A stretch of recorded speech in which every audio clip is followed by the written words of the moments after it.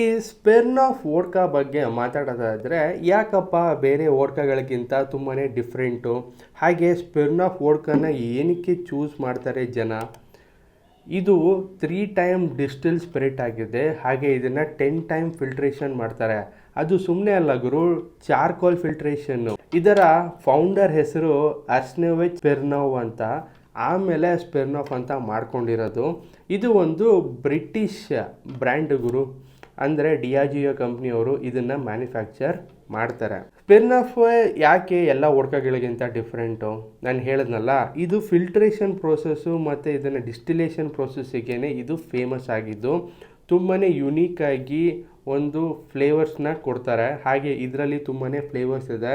ಇದರಲ್ಲೂ ಕೂಡ orange, green apple, lemon, ಹಾಗೆ ಪ್ಲೇನ್ ವೋಡ್ಕಾ, ಈ ಥರ ಫ್ಲೇವರ್ಸ್ ಇದೆ. ಇವಾಗ ಹೊಸದಾಗಿ ಇಂಟ್ರೊಡ್ಯೂಸ್ ಮಾಡಿರೋದು ಮಿಂಟಿ ಜಾಮೂನು ಮತ್ತು ಮ್ಯಾಂಗೋ. ಇದು ಒಂದು ಸೀಸನ್ ವೈಸು ಈ ವೋಡ್ಕಾಗಳನ್ನ ಮ್ಯಾನುಫ್ಯಾಕ್ಚರ್ ಮಾಡ್ತಾಯಿದ್ದಾರೆ. ಹಾಗಿದ್ದರೆ ಬನ್ನಿ ನಮ್ಮ ನೆಕ್ಸ್ಟ್ ಸೆಗ್ಮೆಂಟಲ್ಲಿ ತಿಳ್ಕೊಳ್ಳೋಣ ಇದರಲ್ಲಿರೋ ಇಂಗ್ರೀಡಿಯೆಂಟ್ಸು, ಇದರ ಟೇಸ್ಟು ಮತ್ತು ಪ್ರೈಸು, ಇದು ಎಷ್ಟಕ್ಕೆ ಸಿಗುತ್ತೆ ಪಾಕೆಟ್ ಬಾಟಲು, ಹೇಗೆ ಕುಡಿಬೋದು ಇದನ್ನು ತಿಳಿಸ್ಕೊಡ್ತೀನಿ ಬನ್ನಿ.